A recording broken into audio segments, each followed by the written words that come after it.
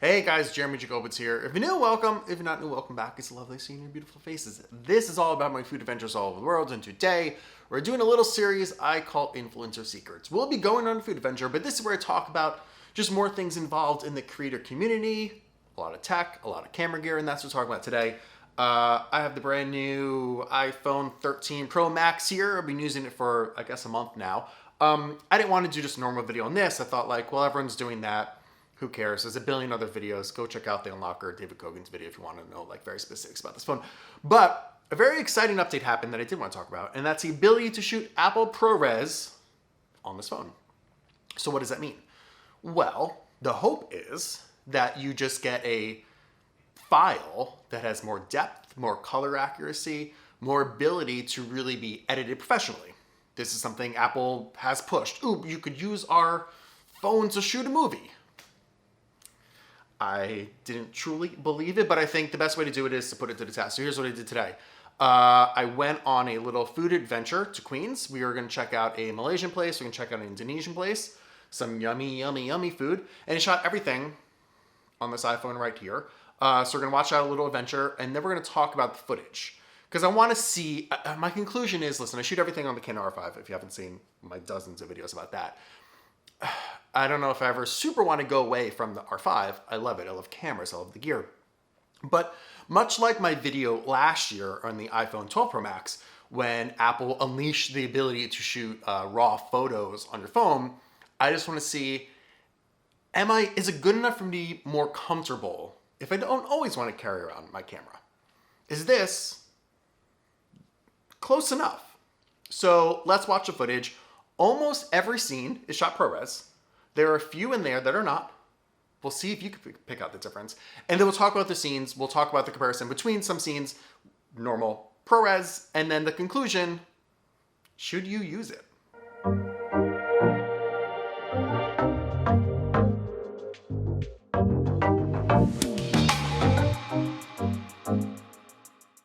The best part of eating in New York City is that you can travel to Indonesia and Malaysia while staying right in Queens.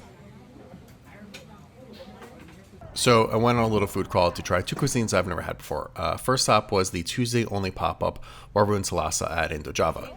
The market is full of goodies, but if you know, you could order the hot and sour soup, sweet and spicy fried beef, and the Indonesian ginger and turmeric fried chicken, both coming with white rice, anchovy crackers, and spicy tofu.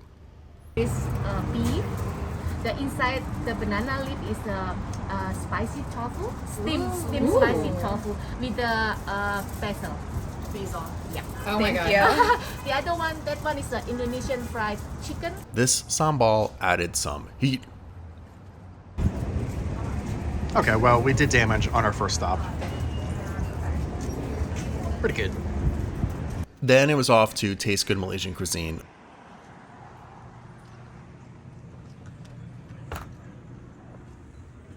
Where we tried the roti canai with a curry sauce to dip into, my favorite bite. The kari laska, which is a spicy noodle soup. The sizzling stingray, my first time trying that. And the fried butter shrimp. What a day. Okay, well, I hope you enjoyed that little adventure. Were you able to pick out the scenes that were ProRes and not ProRes? Spoiler, I don't know. I don't think you were able to. Let's take a look at two scenes that I tried to get as close as I could, apples to apples, of normal versus the ProRes. So let's take a look at that now. Wow. I came in one time, you're...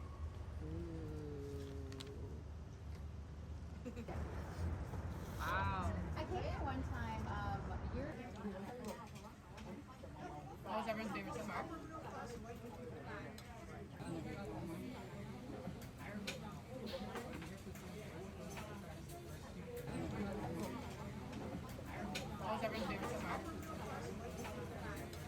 So again, looking at that. Now I looked at that on my monitor. I looked at that on my smaller monitor. I looked at that, I exported, I put it on my enormous 65-inch, LG OLED HDR TV. And I tried, I was like, can I spot the difference? Yeah, I mean, I guess I could. I do think like what's promised with shooting ProRes is more depth, better color accuracy, a little bit more detail. Did it confuse me sometimes? Yeah. It took me being like, is it? Is it really? Kind of. Which is the frustration of this. Here's what you have to know too. Like, these files are enormous. Not compared to an R5, but compared to normal iPhone stuff. Like, I have the 512 gigabyte model. I have about 250 gigs in there, 275 gigs full. It told me that I had basically 17 minutes of footage that I could shoot on ProRes, which makes sense. I ended up shooting about 12 minutes, and it ended up being, I think, 37 gigabytes, which isn't huge compared to the R5, but that's huge files for your iPhone, which means that your workflow is going to be totally different. If you're just always shooting on that phone, you can't just shoot all day on ProRes, The process for me to then get those files to my computer was, I actually had the brand new Surface Studio laptop. I never did a full video about that, but it is incredible. There's also, I know I'm going off track. Make sure you upgrade to new Adobe Premiere Pro. It plays a lot better with it, and it is spectacular. Anyway, I had to first upload from my phone to Google Drive, which took a while. Then my phone overheated because it was trying to get those files up. Download from Google Drive into my computer, and then finally edit on Premiere Pro. Premiere Pro had a harder time with these files than it did with the Canon R5 log files, which is crazy. But anyway, so is the workflow magnificent? No. So then it's like, okay, if I could barely tell the difference, if it makes the workflow that much harder, what's the point? And I think in conclusion, if you're someone that cares so much about it, the jump to a real camera is worth the jump to a real camera. If you're someone that's not super going to notice it anyway, then you're never going to notice it, so why shoot ProRes? This is what I want from Apple. And this is what I want from my beautiful iPhone 13 Pro Max. If you want to call it a Pro model, if you want to say you could shoot movies on this, then give me the capability and give me the tools that I need to shoot Pro. Which means, like, I don't want all this automatic stuff. Like, you see in the scenes, the color temperature changing, the exposure changing, all this stuff. Don't give me stupid cinematic mode that, yes, lets me shift the focus and blur stuff when it downgrades it to 1080p.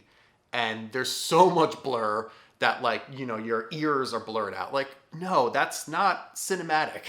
That's just trickery. So you could say that. That's not real.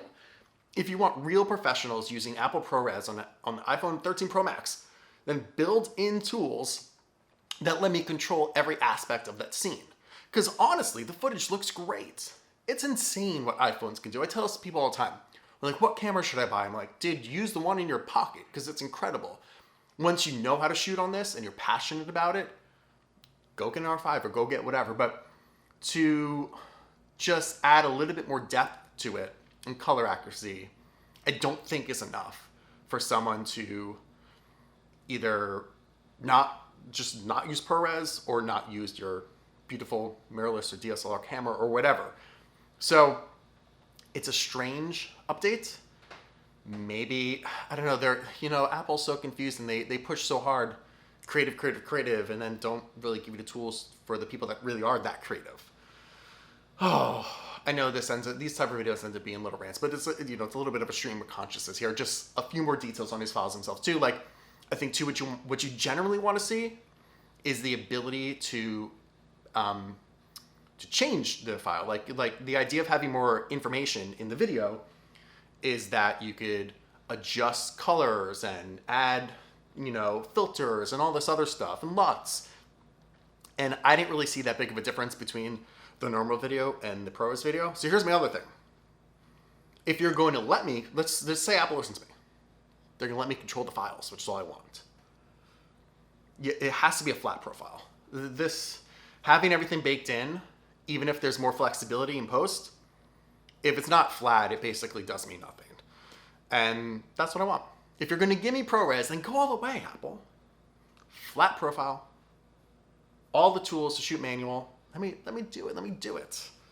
And then maybe you have a camera system in there for professionals. But until then, no, I say skip. Don't shoot ProRes. Oh well. If you guys enjoyed this video, make sure you subscribe, hit the notification button, because we do a lot of food adventures, a lot of camera tech, cool, fun things. Let me know below if you have used ProRes, what you think about it, any other thoughts you have, any other questions you have, and like the video and share the video. All those fun things.